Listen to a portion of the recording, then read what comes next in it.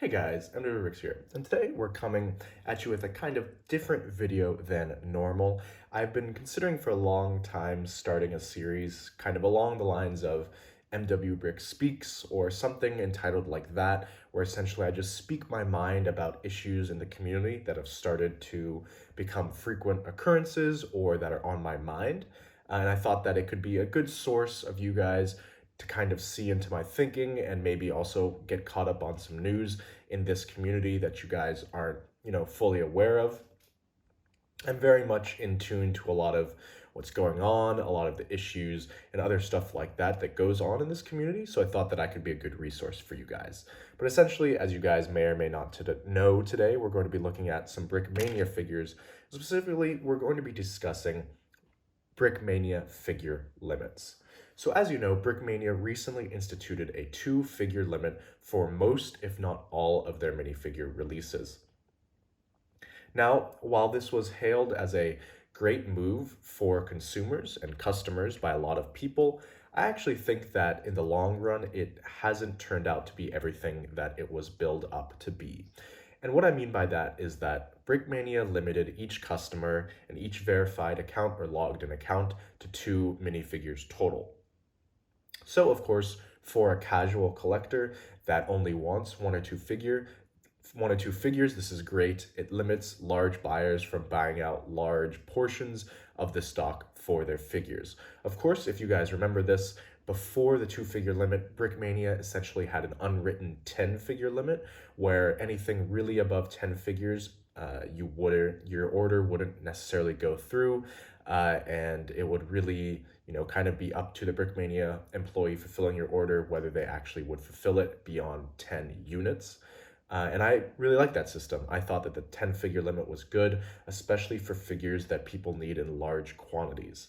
However, a lot of people really didn't like that and really wanted to have a better shot at getting these figures. Essentially, there were a lot of people complaining that there were big scalpers who were grabbing up large portions of the Brickmania new releases and then were immediately listing them on eBay for a markup. And if you remember this, there was a Instagram reseller, or not even one. There are a bunch of Instagram resellers who do pick up Brickmania releases and who used to pick up large quantities, 6, 8, 10, and then they would resell them, but they wouldn't resell them high above the margins that Brickmania first had. So, for example, I know that they would buy lots of the restocked modern figures every month, and then they would go onto eBay and sell them for maybe a 5 or 10 quick flip, that quick profit. And I don't really think that there's anything wrong with that. Brickmania highly publicizes the time when their release is. They make it very clear that their products are going up at a certain time and that they're highly sought after and that it's likely they will sell out fast. So really, it is not any fault of Brickmania that someone misses out on a product, and it isn't any fault of any one consumer that someone misses out on a product. Just because someone has the ability or the want to get many of a similar figure and therefore might make it so that some people who wake up late or who are later to the release can't get it, it's not their fault, and they don't have any responsibility to essentially leave some for other people. Now, I know that that's just my opinion and that some people may have different opinions on this subject, but I do think that it isn't the responsibility of a customer to leave enough for everybody else. You should be able to get as many as you want in any quantity, as long as you have the means, of course, right? That's, I think, would be the best system because it allows the people who want a lot to get a lot and allows the people who just want one to get one. It just means that you really have to be on time for the release and you have to be quick. I myself have missed out on stuff because I'm late, and you don't see me complaining about resellers because I know a lot of the time Brickmania will bring stuff back and I'm not in any hurry to pick up stuff that I miss out on. I think that some people really get fixated on getting things on the first release, and because of that, they turn to those resellers.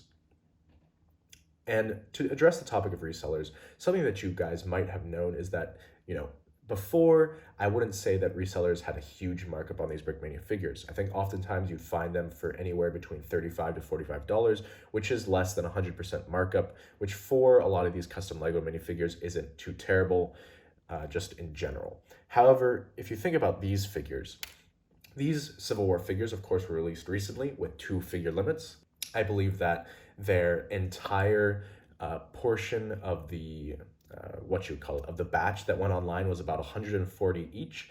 And so essentially these figures, there are 140 available for customers online. And because of that two-figure limit, a lot of people who would otherwise have bought a lot more, like myself, weren't able to get it. And if you know anything about the Civil War, you need lots of figures to have any semblance of an actual diorama.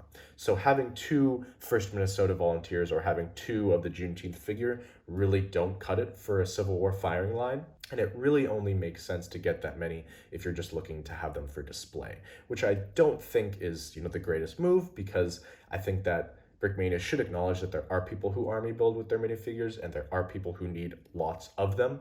So, those opinions shouldn't be discounted. But getting back to the resellers point, there were some of these figures that popped up on eBay. However, they started popping up at 2 times markup, at 3 times markup. I mean, I think that I saw one of these figures sell for almost $90. And when this figure retails, I think it was for around $29. I mean, that's 3 times the retail price of the figure, which quite frankly is ridiculous. And this demonstrates that the two-figure limit isn't working. This wasn't really happening for earlier releases. There was nowhere near essentially the market acting in this way when there were higher figure limits or when there weren't any figure limits at all.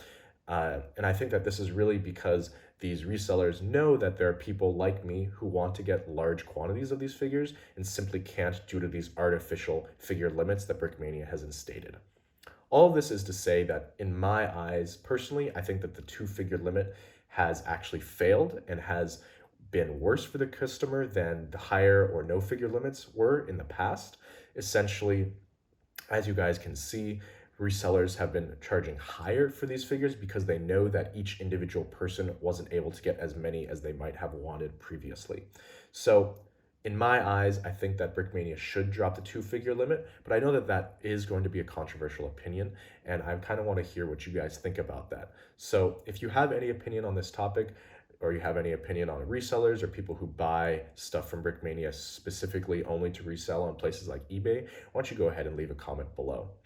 But other than that, I think that in summary, my sum total argument was the two-figure limit, if it had reduced resellers and the cost of buying resold Brickmania products on eBay, that would have worked. That would have been a success. But I think that, as you can see, as demonstrated by these two Civil War figures in particular, we can see extremely high prices on these guys, even higher than previous releases when there weren't any figure limits. So I don't really think that the two-figure limit is necessarily doing what it was meant to do, and it might actually be harming the customer more than anticipated.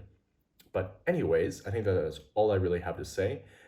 This might be a continuing series where I just talk about topics in the community, and I think that it'll really depend on whether you guys like this or not. So let me know if you like this idea of a series, of a continued set of videos, because I think that it could be fun, and I think that, it might be interesting if I bring on some guests, and maybe eventually one day I could bring on some companies to talk about stuff.